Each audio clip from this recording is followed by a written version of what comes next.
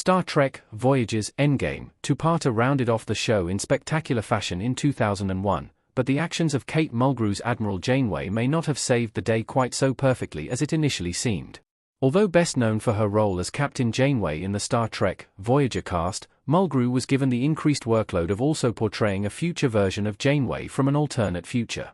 The casting decision contributed to a mind-bending temporal adventure that finally allowed the USS Voyager to return to Earth under better circumstances.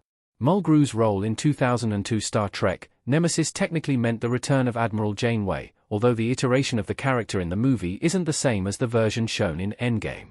Her role as part of the Star Trek, Prodigy cast means Admiral Janeway has now appeared at various points throughout the Star Trek timeline.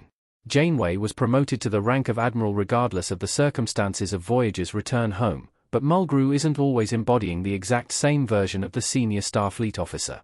Star Trek theory: Admiral Janeway started a new timeline in Voyager's finale. Janeway's original future shown in Endgame may still be out there in Star Trek's multiverse. The future scenes in Endgame reveal Janeway's success in returning her ship and crew home from the Alpha Quadrant, but she is far from content with how she did so. Violating the Temporal Prime Directive, she decides to travel back in time to help her younger self and aid in making sure everyone survives the tumultuous journey, rather than losing them. Star Trek, Voyager strongly implies that Admiral Janeway believes she is fixing the franchise's prime timeline by doing so, but there is a strong argument to suggest that she doesn't actually achieve this. Technically, both versions of Mulgrew's character have origins in Star Trek's prime timeline. They have a completely shared history until the moment Admiral Janeway arrives in the past-present day, which is where their lives begin to diverge.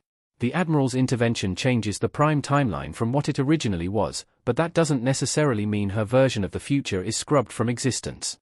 Instead, it could just be that the timeline where she failed to get everyone home safe still exists, and that the new timeline she set in motion by traveling to the past is completely separate. Evidence to support this comes from a very unexpected place: J.J. Abrams' 2009 Star Trek movie. When Eric Bana's Nero travels back in time from the prime timeline in the 24th century to the 23rd, the USS Kelvin's destruction creates a new branch of reality, often referred to as the Kelvin timeline. Nero's actions prevent the future from developing as it once had, but the prime timeline doesn't simply blink from existence.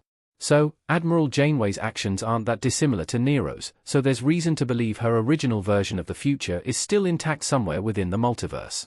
Is every Star Trek set after Voyager's finale happening in a new prime timeline? Star Trek shows like Lower Decks and Picard intentionally bypass the events that led to Admiral Janeway's Endgame future. The new timeline created by Admiral Janeway's intervention is the one that Star Trek has established as part of the prime timeline's main canon. It's portrayed as a successful attempt to save the Voyager crew, rather than a frivolous rescue mission that ultimately leaves Admiral Janeway's crew abandoned in her original future. The version of events that Admiral Janeway left behind has never been revisited, and it's unclear if that reality even still exists. If it does, then Star Trek has simply chosen to ignore it and keep returning to the timeline where Admiral Janeway helped Voyager in her past. If the original prime timeline continued with Admiral Janeway after she vanished into the past, then that version of reality would have moved forward a little differently. As a member of the Starfleet brass, any further influence and decision-making from her within the organization would have been absent after she successfully violated the Temporal Prime Directive. By comparison, the timeline she created by doing so benefited from a version of Admiral Janeway who didn't feel the need to travel back in time, as her alternate self had already saved her the trouble. Did Admiral Janeway do the right thing by fixing the timeline in Star Trek, Voyager's finale? Captain Janeway's decision was a far less complicated one to make. Vice Admiral Catherine Janeway, Kate Mulgrew, looks frightened in Star Trek, Prodigy, the Devourer of All Things, Part 2. What Admiral Janeway did in Endgame by changing the past can be viewed in one of two ways, from the perspective of Captain Janeway, and from Admiral Janeway's point of view. Both women see their timeline as the prime timeline, but it's not actually that simple. Captain Janeway's view that what she's currently experiencing in Endgame is the prime timeline is more accurate.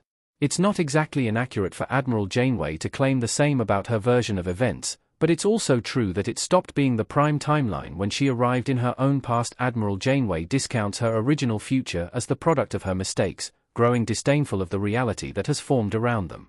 She does what she does in Endgame for good reasons, but it very arguably wasn't her call to make.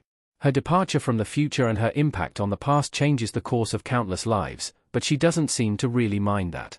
Inversely, Captain Janeway is understandably fine with preserving what she already has, and I don't think she sees any real issue with getting help from a version of herself she should never have met. Voyager's characters are better off in Star Trek's prime timeline. Admiral Janeway fixed.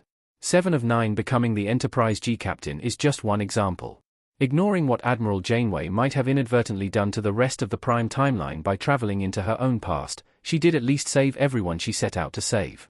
Rather than so many members of her crew dying on the voyage home, Janeway's future self manages to get everyone home much faster and alive. It also doesn't hurt that she was able to help land a crucial blow to the Borg on the way either, a moment that came back to be vital in Star Trek Picard Season 3. For instance, 7 of 9, Jerry Ryan, died in Voyager's extended journey home in Admiral Janeway's alternate past, but being saved allowed her to eventually join Starfleet and become captain of the USS Enterprise G. Tim Russ Tuvok's neurological condition was also treated far quicker thanks to Admiral Janeway's help in reaching Federation space, so he too went on to earn the rank of captain by the time of Star Trek Picard Season 3. Star Trek Prodigy Season 3 also revealed Chakotay was given command of the USS Protostar, but was dead in Star Trek Voyager's alternate future.